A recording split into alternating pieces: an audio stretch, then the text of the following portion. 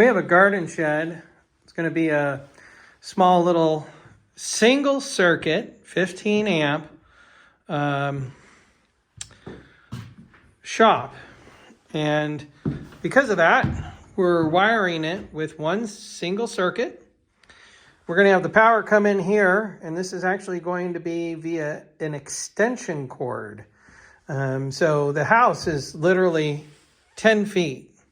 Well, not 10 feet, more like 20 feet that direction.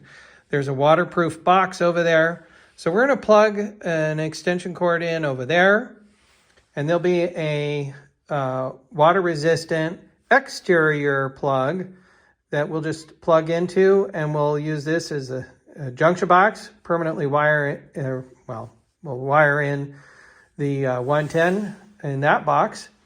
You can see here that we've actually put all of the outlets about 18 inches above any potential counter space. So he plans on putting a couple of workbenches in here and one single light that's centered in the room. This is actually going to get insulated and drywalled. And so when I wire, I always wire with my wires proud, and I leave a little bit of insulation in the box. I'll usually cut the sleeve right at about an inch from the exterior of the box. I'll leave that, and then I'll strip it. And my wires will be about 8 inches long, which gives me 2 loops in the box for the rough end, and then I can of course shorten them, strip them after we get insulation and drywall in.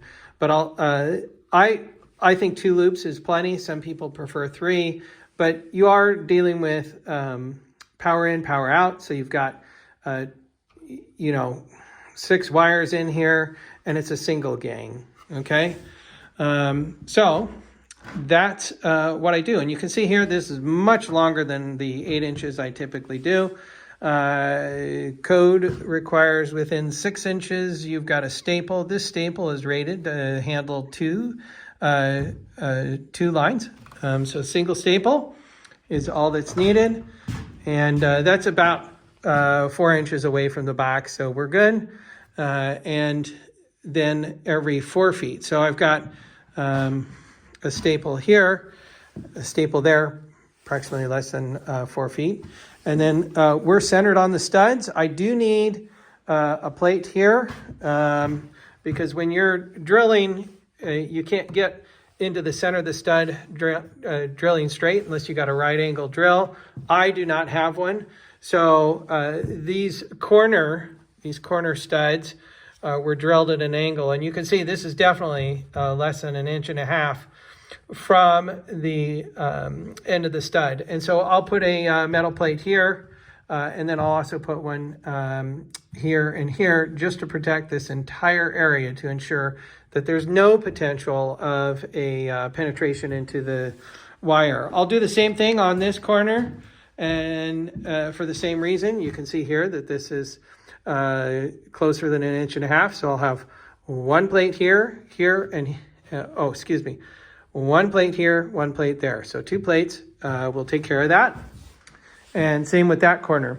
So when I got to the window, I just dropped down, and that's standard 12 inches from the floor.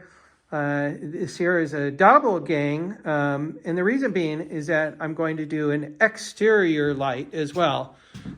So we got plenty of wire here that's looped, and I'll push that through tomorrow to the exterior.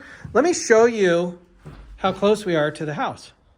So if I go outside, you can see here's a weatherproof box right there on the corner of the house.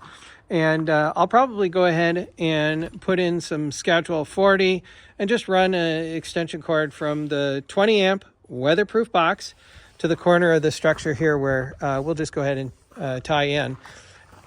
Okay, so again, very simple, single circuit, 15 amps. That's all that's going to be in here at any given time. Excuse the mess. We're still getting settled, obviously.